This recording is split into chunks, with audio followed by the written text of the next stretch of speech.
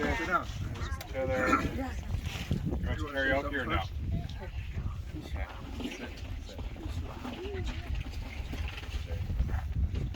Jay. Yes. So since I got the privilege of living with Mom longer than any of the rest of you, I get to start. 74 years, not bad, huh?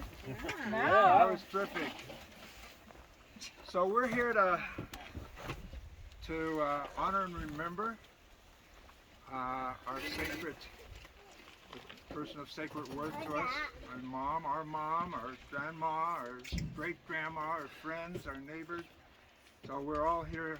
Thank you all for coming. I'm just going to say a few little words, and then we're going to like all of you to participate as much as you feel moved to do that. So, Mom, when she was a little younger, was kind of spunky. I don't know if you could really see that in her later. You could. Come on, Dad. She's kind of spunky. And a little bit of a rebel in the family, they thought. You know, she liked evil devil music, like the McGuire sisters and so forth, the Andrews sisters, really radical stuff. And she liked to wear makeup. You can believe that. And she liked to play frivolous games and such. And so she was a little bit rebellious. She was often pretty spontaneous in her life. She and two of her sisters, Gay and Ida, decided that they were going to go to Alaska to work in the fishing canneries. Yep. And then just as quickly, she got married to Dad in a dual surprise wedding with Aunt Willa and Uncle E.G. And I have Jay and Jan sitting here to correct me when I'm wrong. So you all don't let them tackle me or anything, they're just going to correct me. So, let me see what else I was going to say. Hang on. Oh, so just to kind of move on from when she was young. So she was a good and kind mom. You know, she would let me eat popsicles on our hot porch in the hot Texas sun until my mouth was frozen. So that was pretty fun. You know, she said, I may not be the best mom, but I really try hard.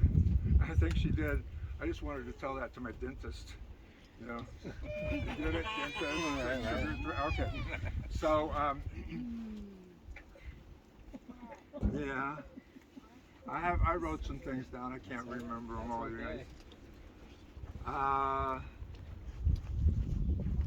She really thrived on matters of heart and love.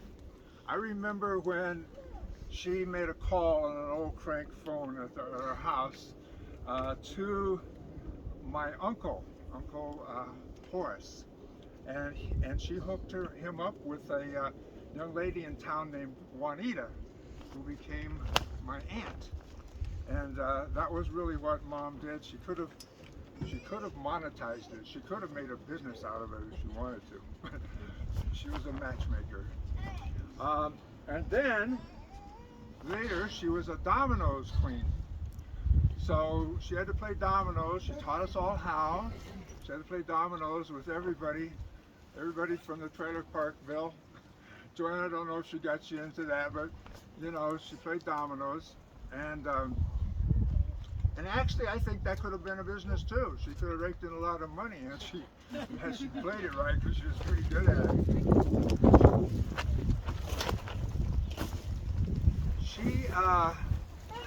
She was a recycler before there were recyclers. She saved cans and bottles before anyone would take them. She had piles of papers. She was just the recycling queen. She actually took it a little further than most people do. She thought she would recycle used paper plates And beyond that, she decided she should wash them in the dishwasher. So she was really into saving things and reusing it.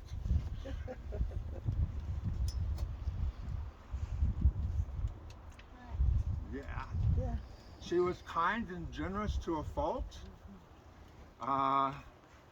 She tried to give away a lot of money, buy people's houses.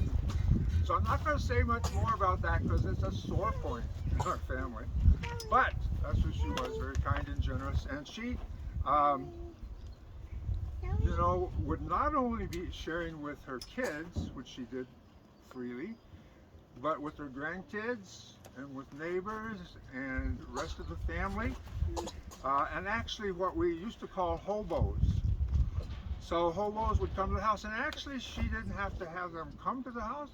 She would pick them up on the street when they were hitchhiking and bring them home. And so she would share a meal with them and be kind and empathetic with them. And many of the hobos stayed over at Mom's house for a while. Yeah, she stayed at Grandma's house. Can you believe it? Let me have a look. I thought the policeman. Or you can take a picture of me. Thank you. So, the next episode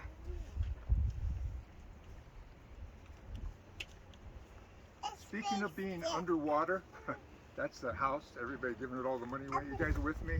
Follow this and be sure and laugh because I'm supposed to try to make you laugh. So, speaking of being underwater, she loved water. You all know her, she couldn't stay away from water. If there was a bathtub anywhere, she wanted to set a jacuzzi, a shower, a lake, a horse trough. A horse trough. She used to swim where the horses drink. And lakes, she was really into. One of my favorite water stories is when we're hiking down in the Grand Canyon to have a supai, and we were tired and hot. We're almost down there. And there were, oh yeah, you're telling the story? And there's a bubbling brook that we came upon. And without a second thought, she went over, fully clothed, and laid down in the brook. With the cool water washing over her. Actually, that's a picture that's in the program. Take a look at that.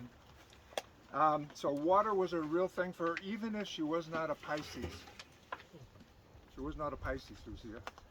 She wasn't. And I've kind of wondered why she chose to live in a desert when she loved water so much. You know? It's because we have an oasis. She found an oasis here for all of us with a little pond. Did you see a little pond? Yeah, there was a little pond. So it's so cool. This is really, we're privileged to have such a beautiful place to share this with. Share it with her. And we did find a river. Yeah. We did find a river yet. Yeah. No. So she was probably a little, what most people would call eccentric maybe. She liked to play the accordion. Anybody know? Anybody else like to play the accordion? Yeah. And she did a lot of unusual things. She was one of the people, well, actually the person as far as I know, that started us all making stars for Christmas. So, we would, at an early age, I think Jan and I were like 6 and 8 or something, we'd fold those stars. You know how complicated those are, those German stars she made? And we'd dip them in hot paraffin, put glitter on them, make them really nice, and then we'd go out in the freezing, breezing snow, walk over snowbanks for miles, Jan, right? And sell them door to door for 10 cents each.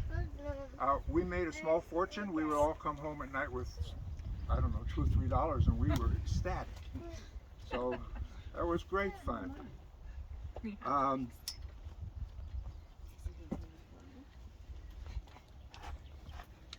So probably the most difficult thing for mom, as she aged, was not having the mobility of a car.